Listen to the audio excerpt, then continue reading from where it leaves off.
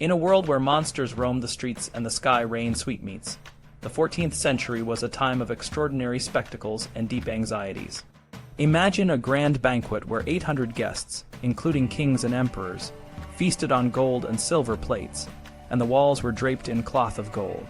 This was not a fairy tale, but a real event that took place on January 6, a day that showcased the opulence and chivalry of the medieval era.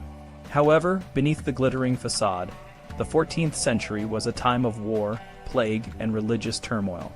This essay will explore the grandeur and the darkness of this period, focusing on the lives of the nobility, the art of stagecraft, and the rise of dissent against the church. In 1378, a grand banquet was held in Paris to honor the Emperor Charles IV of the Holy Roman Empire. The event was a marvel of medieval hospitality, with tables set for 800 guests, all served simultaneously with the same dishes. The highest-ranking guests, including the Emperor, the King of France, and the Archbishop of Reims, sat at 5 tables on raised platforms, each covered by a canopy of cloth of gold. The young Dauphin, the future king, was accompanied by the powerful Lord of Coucy, who was tasked with keeping him safe from the crowds. The atmosphere was one of splendor and luxury, with tapestries adorning the walls and minstrels providing entertainment. At one point, the Duc de Berry and the Duke of Burgundy, 2 of the most powerful men in France, served wine and spices to the king and emperor, a gesture of humility that was both a mark of respect and a display of their noble status. But the true spectacle of the evening was yet to come. After the banquet, the guests moved to the Hall of Parliament, where they were treated to a reenactment of the First Crusade's capture of Jerusalem. This was no ordinary play. It was a masterpiece of medieval stagecraft that transported the audience to a different time and place. The Crusaders' ship, complete with mast and sail, was propelled down the hall, and knights in full armor stormed the reconstructed battlements of Jerusalem. A muezzin chanted the Arabic prayer from a painted tower, and Saracens with scimitars clashed with the Crusaders. The audience was so moved by the beauty and excitement of the performance that they were stirred to enthusiasm for a new crusade. The 14th century was a time when the stage was not just a place for entertainment, but a reflection of medieval life. The plays of the time were a mix of religious and secular elements, designed to both educate and entertain. Artificers at banquets could make boats row up and down, lions appear and castles vanish. In one memorable performance, the ceiling opened to reveal a sky from which the dinner descended on clouds, only to be raised again when the dishes were empty. The stage was a world of magic and wonder, where the impossible became possible, and the mundane was transformed into the miraculous. But the stage was also a place of realism and violence. In the miracle plays and mysteries staged for the public, the actors aimed to create a sense of authenticity. Jesus was resurrected from the tomb using a system of weights and pulleys, and angels and devils appeared through trapdoors. When John the Baptist was decapitated, the actor was replaced by a fake corpse and a fake head spilling ox blood, causing the audience to shriek in excitement. These plays often depicted scenes of torture and violence, reflecting the brutal and violent nature of the times.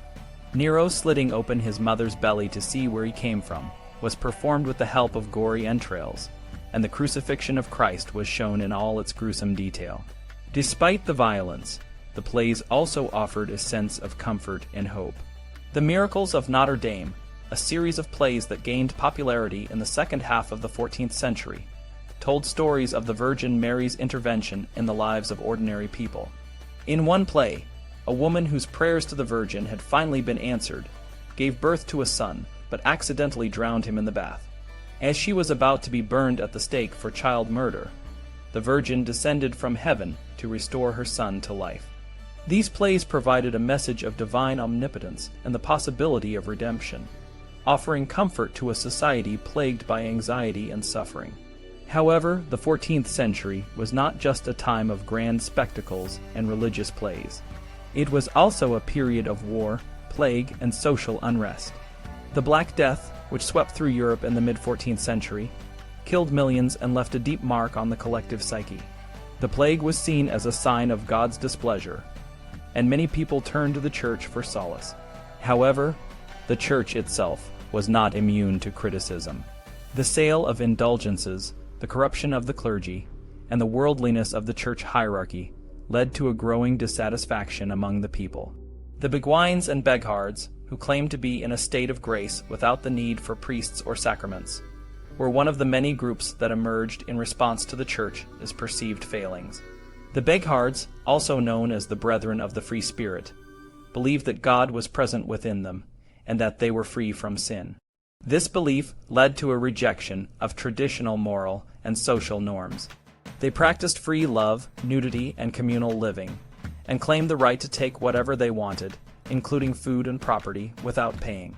Their beliefs and practices caused significant social and civil disorder, and they were often persecuted by the authorities. However, their popularity among the disaffected and the poor was a sign of the deep spiritual and social needs that the church was failing to meet. The 14th century was also a time of political turmoil. In France, King Charles V, known as Charles the Wise, was one of the most capable monarchs of his time. He transformed the Louvre from a fortress into a royal palace, and his court was a center of learning and culture. However, his reign was marked by ongoing conflict with England, particularly in the regions of Brittany and Normandy. The Duke of Navarre, a powerful and ambitious noble, was a constant threat to Charles's rule, often allying himself with the English. The 100 Years' War, which had begun in 1337, continued to rage, and the French monarchy struggled to maintain its authority and legitimacy. Despite the challenges, Charles V was a skilled ruler who understood the importance of image and symbolism. He used grand events like the banquet for the emperor to enhance the prestige of the French crown and to demonstrate the power and wealth of the kingdom. However, he also recognized the need for practical governance and the importance of maintaining the law. Charles believed that the king's duty was to uphold the law, and that tyranny was a sin that would be punished by God. He saw himself as a protector of the realm and a defender of the faith, and he used his position to promote the welfare of his people and the stability of the kingdom. In the end, the 14th century was a time of contrasts. It was a period of great artistic and cultural achievements, with the stagecraft of the time pushing the boundaries of what was possible. It was also a time of deep spiritual and social unrest, with the church facing increasing criticism and the emergence of dissenting movements. The nobility lived in a world of luxury and chivalry, but the common people faced the harsh realities of war, plague, and poverty.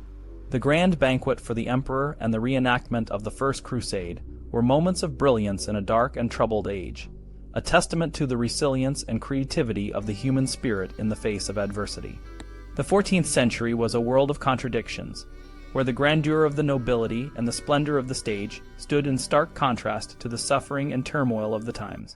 It was a period that left a lasting legacy, shaping the course of European history and leaving us with a rich and complex heritage to explore and understand.